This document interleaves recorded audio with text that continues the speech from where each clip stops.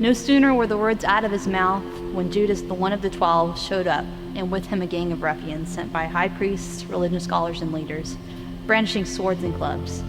The betrayer had worked out a signal with them. "The one I kiss, that's the one," sees him. "Make sure he doesn't get away." He went straight to Jesus and said, "Rabbi," and kissed him. The others then grabbed him and roughed him up. One of the men standing there unsheathed the sword, swung, and came down on the chief priest's servant, lopping off the man's ear. Jesus said to them, "What is this coming after me with swords and clubs as if I was a dangerous criminal? Day after day I've been sitting in the temple teaching, and you never so much as lifted a hand against me. What you in fact have done is confirm the prophetic writings." All the disciples cut and ran. A young man was following along. All he had on was a bedsheet.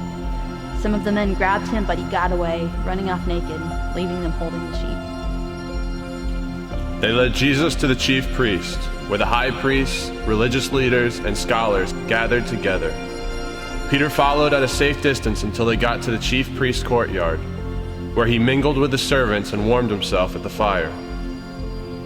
The high priest, conspiring with the Jewish council, looked high and low for evidence against Jesus, by which they could sentence him to death. They found nothing. Plenty of people were willing to bring in false charges, but nothing added up. They ended up canceling each other out. Then a few of them stood up and lied. "We heard him say, 'I am going to tear down this temple, built by hard labor, and in 3 days build another without lifting a hand.'" But even they couldn't agree exactly. In the middle of this, the chief priest stood up and asked Jesus, "What do you have to say to the accusation?" Jesus was silent. He said nothing. The chief priest tried again, this time asking, "Are you the Messiah, the Son of the Blessed?" The chief priest lost his temper. Ripping his clothes, he yelled, "Did you hear that? After that, do we need witnesses? You heard the blasphemy. Are you going to stand for it?" They condemned him, one and all. The sentence, death. Jesus said, "Yes, I am, and you'll see it yourself. The Son of Man seated at the right hand of the Mighty One, arriving on the clouds of heaven." Some of them started spitting at him. They blindfolded his eyes, then hit him, saying, "Who hit you? Prophesy!" The guards, punching and slapping, took him away. While all this was going on, Peter was down in the courtyard. One of the chief priest's servant girls came in and seeing Peter warming himself there, looked hard at him and said, "You were the Nazarene Jesus." The girl spotted him and began telling people standing around, "He's one of them."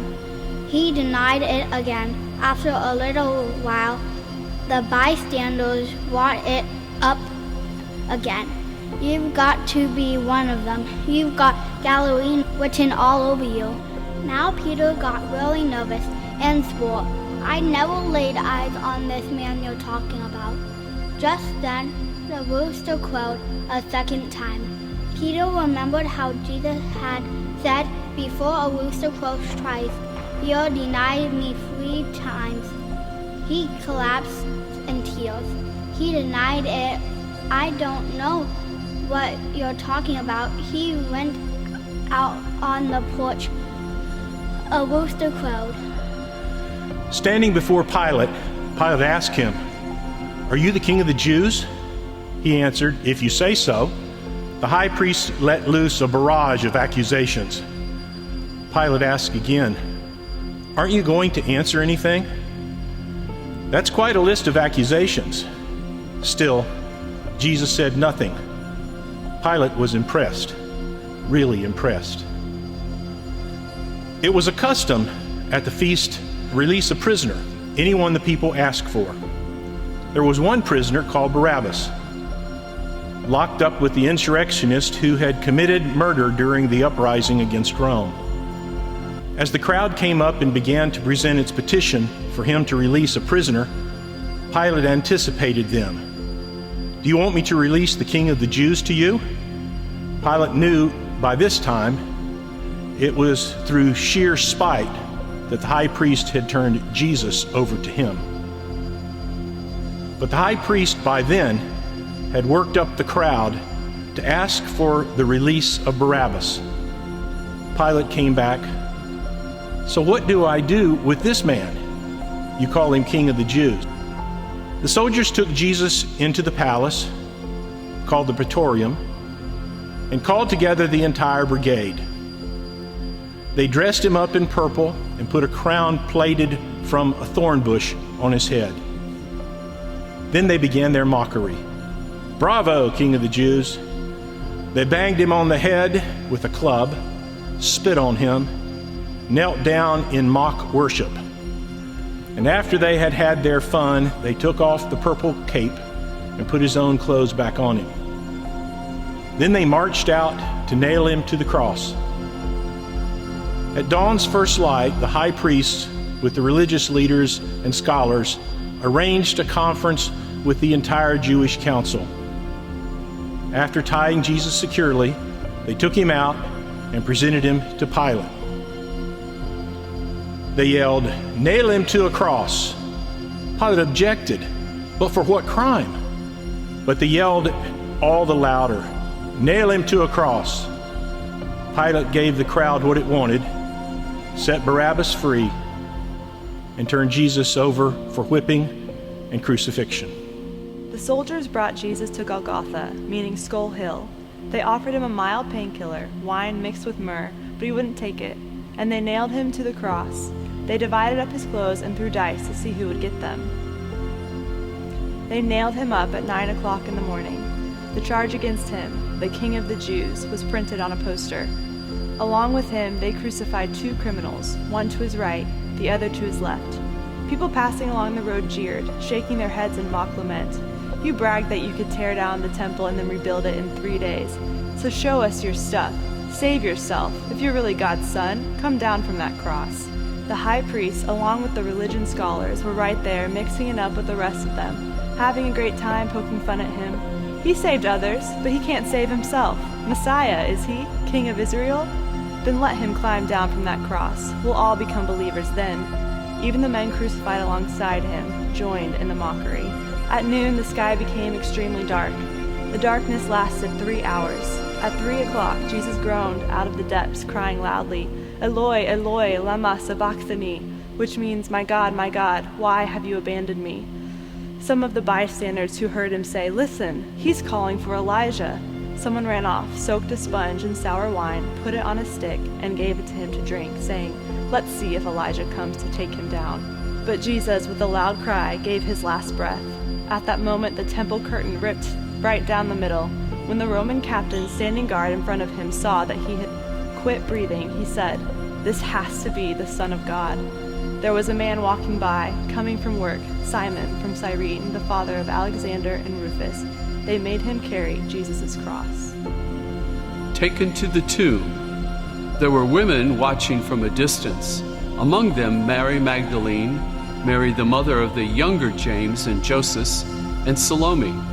When Jesus was in Galilee, these women followed and served him and had come up with him to Jerusalem.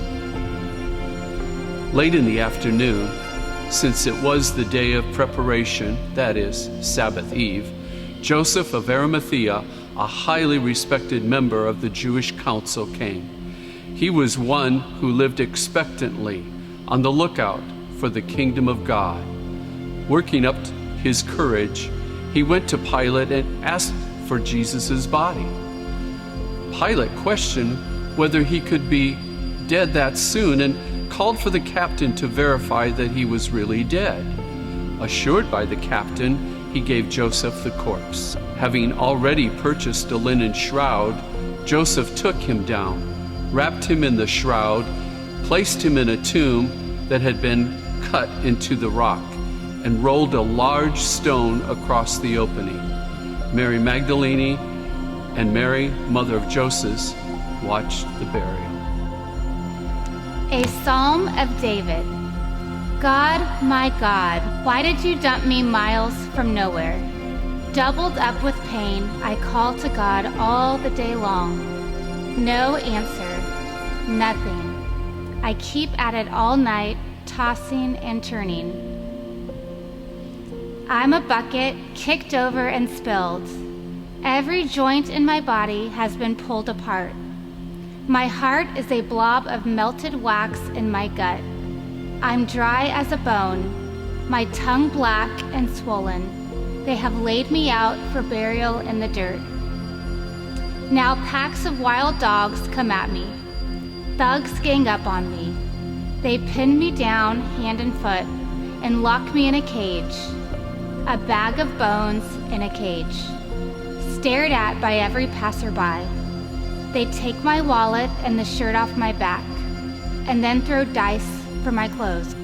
You, God, don't put off my rescue. Hurry and help me. Don't let them cut my throat. Don't let those mongrels devour me. If you don't show up soon, I'm done for. Gored by the bulls, meat for the lions.